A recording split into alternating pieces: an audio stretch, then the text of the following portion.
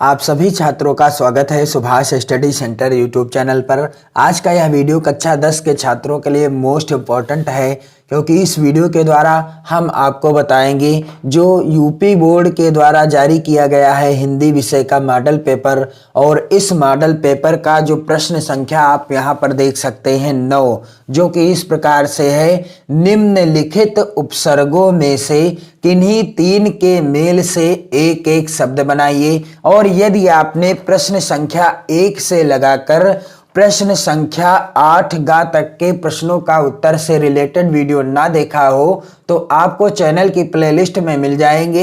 मैंने इस model paper को हल करने का सही तरीका बता दिया है। यदि इसी तरह के प्रश्न आपकी बोर्ड परीक्षा में आते हैं तब आप इन प्रश्नों का उत्तर बोर्ड परीक्षा में कैसे लिखेंगे ताकि आपको अच्छे अंक प्राप्त हो सके। और यदि आपने अभी तक चैनल को सब्सक्राइब ना किया हो तो चैनल को सब्सक्राइब कर लें और बेल आइकन को जरूर दबाएं ताकि आने वाली प्रत्येक वीडियो का नोटिफिकेशन आप तक पहुंचता रहे। तो यहाँ पर आप देख सकते हैं प्रश्न इस तरीके से पूछा गया है। निम्नलिखित उपसर्गों में से किन्हीं 3 के मेल से एक एक शब्द बनाइए। 3 नंबर का प्रश्न है। आपको किन्हीं 3 के मेल से एक एक शब्द बनाना है। तो यहाँ पर इस प्रश्न का उत्तर कुछ इस तरीके से आपको देना है। मान लीजिए आपको सु से एक शब्द बनाना है, प्रत से शब्द बनाना है और उप से बनाना है। कौन कौन से? 3 के मेल से बनाना है, सु, प्रति और उप से। तो क्या बन जाएगा नया शब्द? सु से क्या बन जाएगा? सुमार्ग बन जाएगा।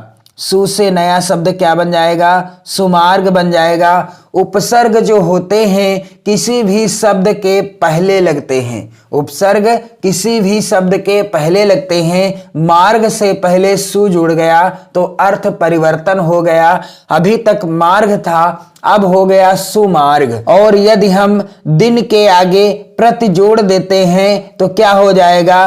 प्रतिदिन हो जाएगा। अर्थ में परिवर्तन भी हो गया। प्रति से क्या बन गया? प्रतिदिन बन गया। और अगला है उप। उप से नया शब्द क्या बन जाएगा? यहाँ पर आप देख सकते हैं उपकार बन जाएगा। यदि हम कार के पहले यानी इस कार शब्द के पहले उप जोड़ देते हैं तो क्या बन जाता है? नया शब्द उपकार बन जाता है। आप ध्यान दीजिएगा कि आपसे पूछा तो जाएगा नहीं कि उपसर्ग कहाँ जुड़ते हैं, लेकिन मैं आपको जानकारी दे दूं कि जो उपसर्ग होते हैं ये किसी भी शब्द के पहले जुड़ते हैं और उसके अर्थ को परिवर्तित कर देते हैं। अगला प्रश्न पूछा गया है यहाँ पर 9 खा के अंतर्गत निम्नलिखित में से किन्हीं 2 प्रत्ययों के प्रयोग से एक एक शब्द बनाइए। यहाँ पर यह प्रश्न 2 नंबर का पूछा गया है। यहाँ 4 विकल्प दिए गए हैं। आपको किन्हीं 2 के मेल से एक एक शब्द बनाना है। तो इसका उत्तर आपको इस तरीके से लिखना है। प्रश्नोत्तर नंबर 9 खा, और यहाँ पर दूसरा जो शब्द है पन और तीसरा शब्द, इनसे एक एक शब्द बनाना है। पन से क्या बन जाएगा? बचपन बन जाएगा। पन से क्या बन जाएगा? बचपन बन जाएगा। और इक से क्या बन जाएगा? आपकी ही विषय है जिसका नाम क्या है? सामाजिक। इक से क्या बन जाएगा? सामाजिक बन जाएगा। अब मैं आपको जानकारी दे दूं कि उपसर्ग जो होते हैं किसी भी शब्द के पहले जुड़ते हैं और जो प्रत्यय होते हैं वह किसी भी शब्द के बाद में जुड़कर अर्थ परिवर्तन कर देते हैं। अगला प्रश्न यहाँ पर पूछा गया है 9 गा के अंतर्गत कुछ इस तरीके से कि निम्नलिखित में से किन्हीं 2 का समास विग्रह कीजिए तथा समास का नाम लिखिए। तो इसका जो है उत्तर क्या होगा? यहाँ पर 2 नंबर का प्रश्न आया हुआ है और यहाँ पर मैं आपको जानकारी दे दूं कि राधा कृष्ण और चौराहा। राधा कृष्ण का समास विग्रह क्या हो जाएगा? राधा और कृष्ण। राधा और कृष्ण हो जाएगा। राधा और कृष्ण। और समास कौन सा है इसमें? द्वंद्व समास है। कौन सा समास है? द्वंद्व समास है। आप ध्यान दीजिएगा, आपको परीक्षा में समास विग्रह करना है तथा समास का नाम भी लिखना है। अब यहां पर आप देख सकते हैं चौराहा लिखा है, तो इसका समास विग्रह क्या हो जाएगा? 4 राहों का समाहार या 4 राहों का समूह। 4 राहों का समाहार। और इसमें कौन सा समास है, समास का नाम क्या हो जाएगा, इसमें द्विगु समास है। कौन सा समास है, द्विगु समास है। आपको द्विगु समास और द्वंद्व समास दो ही समास पढ़ने हैं। अगला प्रश्न 9 के अंतर्गत निम्नलिखित में से किन्हीं दो शब्दों के तत्सम रूप लिखिए। 2 नंबर का प्रश्न पूछा जाता है। यहाँ पर 4 विकल्प दिए गए हैं, आपको किन्हीं दो के तत्सम रूप लिखना है। तो मान लीजिए आपको गांव और चांद का तत्सम रूप लिखना है, तो क्या हो जाएगा, आपको हेडिंग डालना है प्रश्नोत्तर नंबर 9 और यहाँ पर आप देख सकते हैं गांव का तत्सम रूप क्या हो जाएगा, ग्राम हो जाएगा, और चांद का तत्सम रूप क्या हो जाएगा, चंद्र हो जाएगा। अगला प्रश्न है 9 अंगा के अंतर्गत निम्नलिखित में से किन्हीं दो शब्दों के दो दो पर्यायवाची शब्द लिखिए। यहाँ पर 2 नंबर का प्रश्न आया हुआ है। आपको किन्हीं दो के दो दो पर्यायवाची लिखने हैं, यानी 4 शब्द दिए गए हैं, किन्हीं दो शब्दों के दो दो पर्यायवाची शब्द लिखने हैं। तो मान लीजिए आपको ईश्वर का और कमल का पर्यायवाची लिखना है, तो कितने शब्द लिखेंगे आप, ईश्वर और कमल के दो दो पर्यायवाची शब्द लिखेंगे। यहां पर आप देख सकते हैं इस तरीके से उत्तर लिखा जाएगा। प्रश्नोत्तर नंबर 9 अंगा, और पहला है ईश्वर, ब्लैक पेन से आपको लिखना है इस तरीके से, और दूसरा है कमल। तो ईश्वर के पर्यायवाची क्या हो जाएंगे, बिल्कुल आसान मैं आपको बता देता हूं, प्रभु और भगवान। प्रभु भगवान ईश्वर के दो पर्यायवाची हैं, प्रभु भगवान याद करने में भी आसान है। और कमल के दो पर्यायवाची क्या हो जाएंगे, यहां पर आप देख सकते हैं कमल के पर्यायवाची हो जाएंगे जलज पंकज। जलज बिल्कुल आसान है, जलज पंकज दो पर्यायवाची हैं कमल के। अगला प्रश्न 10 के अंतर्गत पूछा गया है, निम्नलिखित शब्दों में से किन्हीं दो का संधि विच्छेद कीजिए और संधि का नाम लिखिए। यहाँ पर 4 विकल्प दिए गए हैं, आपको किन्हीं दो का संधि विच्छेद करना है और संधि का नाम भी लिखना है, जिसके लिए आपको यहाँ से कितने नंबर मिलेंगे, 2 नंबर मिलेंगे। तो कैसे लिखेंगे इस प्रश्न का उत्तर, इस तरीके से आपको हेडिंग डालना है प्रश्नोत्तर नंबर 10 का, और यहां पर इत्यादि और लाकृति का संधि विच्छेद आप कैसे करेंगे और इनमें कौन सी संधि है उसका नाम भी आपको लिखना है। इत्यादि का संधि विच्छेद क्या हो जाएगा, इति धन आदि, इति प्लस आदि। इत्यादि का संधि विच्छेद क्या हो जाएगा, इति धन आदि हो जाएगा। और इसमें संधि कौन सी है, तो यहां पर आप देखेंगे यण संधि है। कौन सी संधि है, यण संधि है। और अगला जो शब्द है यहां पर लाकृति, लाकृति का संधि विच्छेद क्या हो जाएगा, तो यहां पर आपको कुछ इस तरीके से लिखना है, ली प्लस आकृति, ली प्लस आकृति हो जाएगा इसका संधि विच्छेद। और इसमें कौन सी संधि है, यण संधि है। कौन सी संधि है, यण संधि है। इसमें भी यण संधि है, आप ध्यान दीजिएगा। अगला प्रश्न पूछा गया है 10 के अंतर्गत निम्नलिखित शब्दों की चतुर्थी विभक्ति एवं द्विवचन का रूप लिखिए। यहां पर दिए गए हैं 2 विकल्प, मधु अथवा नदी, फल अथवा मति। तो किस तरीके से आपको इसका उत्तर देना है, प्रश्नोत्तर नंबर खा, और पहला है मधु। मधु का आपको विभक्ति कौन सी लिखनी है, मधु की विभक्ति बतानी है आपको चतुर्थी। विभक्ति कौन सी, चतुर्थी विभक्ति। विभक्ति कौन सी, चतुर्थी विभक्ति। और वचन कौन सा, वचन पूछा गया है यहाँ पर द्विवचन। मधु का चतुर्थी विभक्ति, द्विवचन में रूप क्या हो जाएगा, मधुभ्याम। क्या हो जाएगा रूप, मधुभ्याम। मधु का चतुर्थी विभक्ति द्विवचन में रूप क्या हो जाएगा, मधुभ्याम हो जाएगा, आप ध्यान दीजिएगा। और यहाँ पर अगला पूछा गया है फल अथवा मत का, तो मैं आपको बताऊंगा फल का। तो फल का चतुर्थी विभक्ति द्विवचन का रूप क्या हो जाएगा, फल का चतुर्थी विभक्ति, चतुर्थी विभक्ति और द्विवचन का रूप क्या हो जाएगा, द्विवचन का रूप हो जाएगा, यहां पर आप देख सकते हैं फलाभ्याम। क्या हो जाएगा, फलाभ्याम। ध्यान दीजिएगा आप, यहाँ पर फल का चतुर्थी विभक्ति द्विवचन का रूप क्या हो जाएगा, फलाभ्याम हो जाएगा। अगला प्रश्न यहाँ पर आप देख सकते हैं पूछा गया है 10 गा के अंतर्गत निम्नलिखित शब्दों में से किसी एक का धातु लकार पुरुष तथा वचन का उल्लेख कीजिए। तो यहाँ पर 4 विकल्प दिए गए हैं, आपको किसी एक का धातु बताना है कि इसमें कौन सी धातु है, लकार कौन सी है, किस पुरुष में है तथा वचन कौन सा है।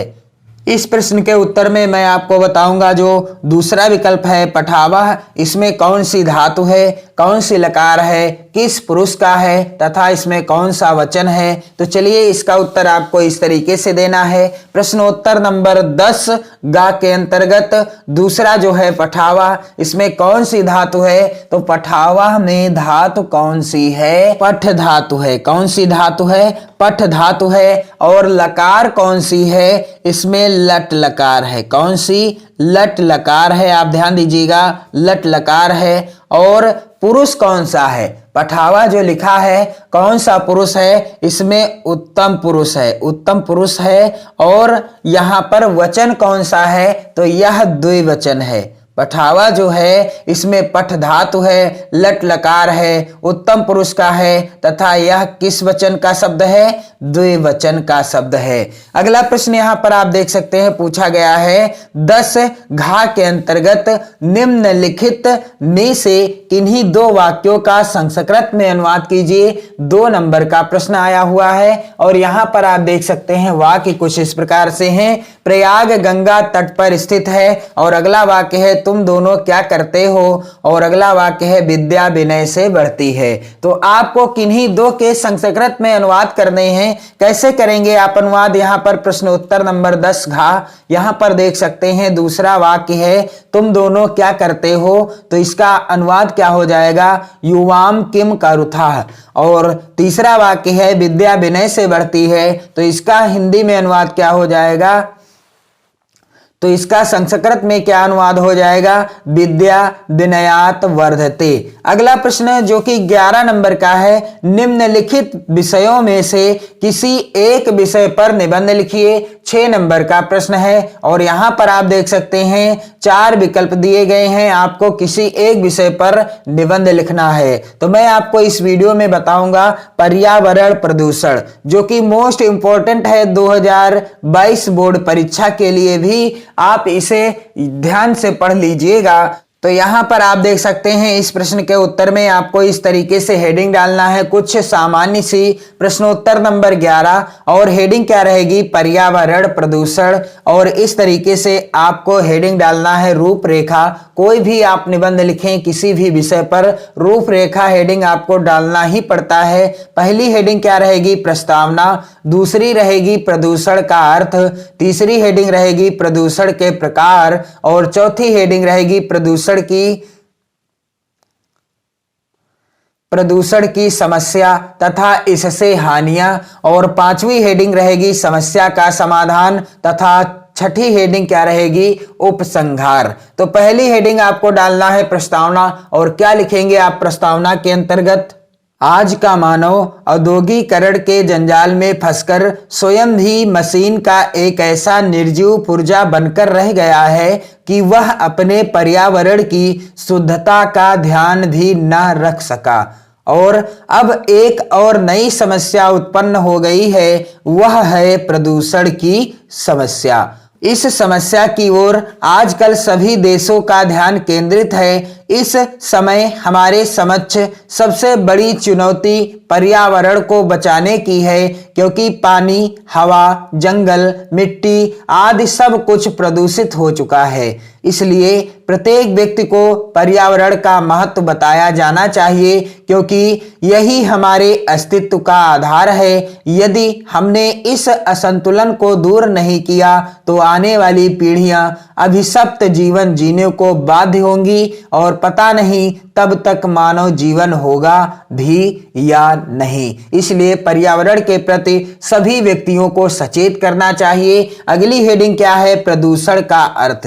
प्रदूषण का अर्थ क्या है? संतुलित वातावरण में ही जीवन का विकास संभव है। संतुलित वातावरण में ही जीवन का विकास संभव है।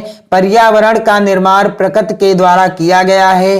प्रकृति द्वारा प्रदत्त पर्यावरण जीवधारियों के अनुकूल होता है। जब वातावरण में कुछ हानिकारक घटक आ जाते हैं तो वह वातावरण का संतुलन बिगाड़ कर उसको दूषित कर देते हैं और यह गंदा वातावरण जीवधारियों के लिए अनेक प्रकार से हानिकारक होता है और इस प्रकार वातावरण के दूषित हो जाने को ही प्रदूषण कहते हैं। इस प्रकार वातावरण के दूषित हो जाने को क्या कहते हैं? प्रदूषण कहते हैं। जनसंख्या की असाधारण वृद्धि और औद्योगिक प्रगति ने प्रदूषण की समस्या को जन्म दिया है और आज इसने इतना विकराल रूप धारण कर लिया है कि उससे मानवता के विनाश का संकट उत्पन्न हो गया है। अगली हेडिंग है तीसरी, प्रदूषण के प्रकार। तो आज के वातावरण में प्रदूषण इन रूपों में दिखाई देता है। पहला है वायु प्रदूषण। वायु प्रदूषण क्या है? वायु जीवन का अनिवार्य स्रोत है। प्रत्येक प्राणी को स्वस्थ रूप से जीने के लिए शुद्ध वायु अर्थात ऑक्सीजन की आवश्यकता होती है और जिस कारण वायुमंडल में इसकी विशेष अनुपात में उपस्थिति आवश्यक है। जीवधारी सांस द्वारा ऑक्सीजन ग्रहण करता है और कार्बन डाइऑक्साइड छोड़ता है। पेड़ पौधे कार्बन डाइऑक्साइड ग्रहण कर हमें ऑक्सीजन प्रदान करते हैं। इससे वायुमंडल में शुद्धता बनी रहती है और आजकल क्या हो रहा है कि वायुमंडल में ऑक्सीजन गैस का संतुलन बिगड़ गया है और वायु अनेक हानिकारक गैसों से प्रदूषित हो गई है। अगली हेडिंग रहेगी प्रदूषण के प्रकार के ही अंतर्गत जल प्रदूषण। जल प्रदूषण क्या है? जल को जीवन कहा जाता है और यह भी माना जाता है कि जल में ही सभी देवता निवास करते हैं। इसके बिना जीव जंतु और पेड़ पौधों का भी अस्तित्व नहीं है।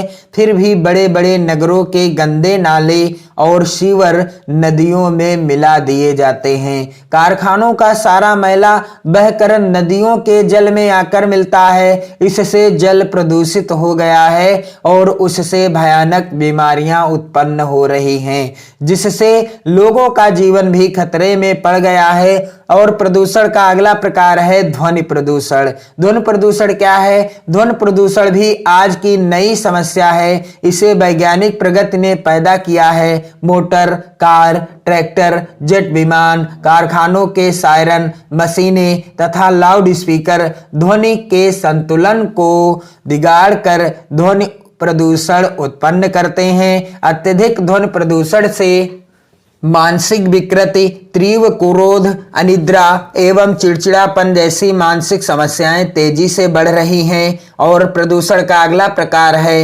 रेडियोधर्मी प्रदूषण।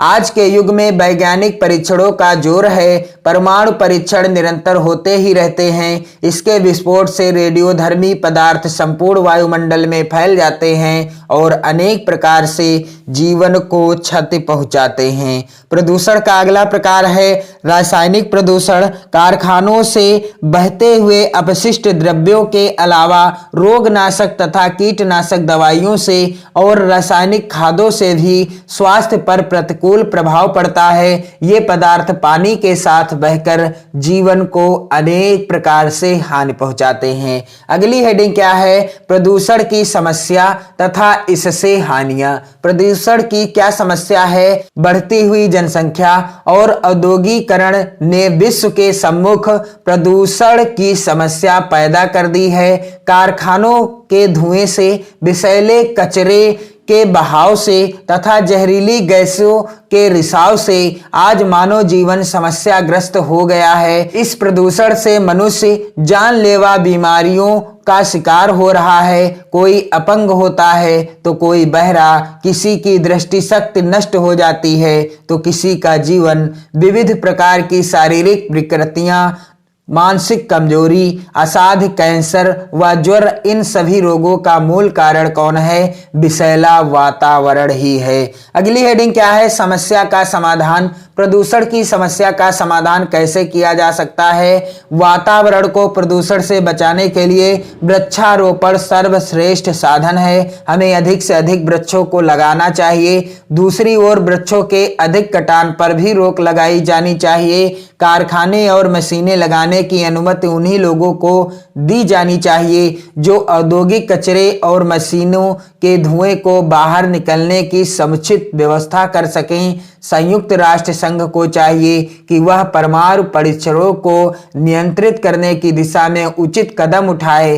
तेज ध्वनि वाले वाहनों पर साइलेंसर आवश्यक रूप से लगाए जाने चाहिए तथा सार्वजनिक रूप से लाउड स्पीकरों आदि के प्रयोग को नियंत्रित किया जाना चाहिए। जल प्रदूषण को नियंत्रित करने के लिए औद्योगिक संस्थानों में ऐसी व्यवस्था की जानी चाहिए कि व्यर्थ पदार्थों एवं जल को उपचारित करके ही बाहर निकाला जाए तथा इनको जल स्रोतों से मिलने से रोका जाना चाहिए। अगली हेडिंग क्या है जो कि अंतिम है? उपसंहार। प्रसन्नता की बात है कि भारत सरकार प्रदूषण की समस्या के प्रति जागरूक है। उसने 1974 ईस्वी में जल प्रदूषण निवारण अधिनियम लागू किया था और इसके अंतर्गत एक केंद्रीय बोर्ड तथा प्रदेशों में प्रदूषण नियंत्रण बोर्ड गठित किए गए हैं। इसी प्रकार नए उद्योगों को लाइसेंस देने और वनों की कटाई रोकने की दिशा में कठोर नियम बनाए गए हैं।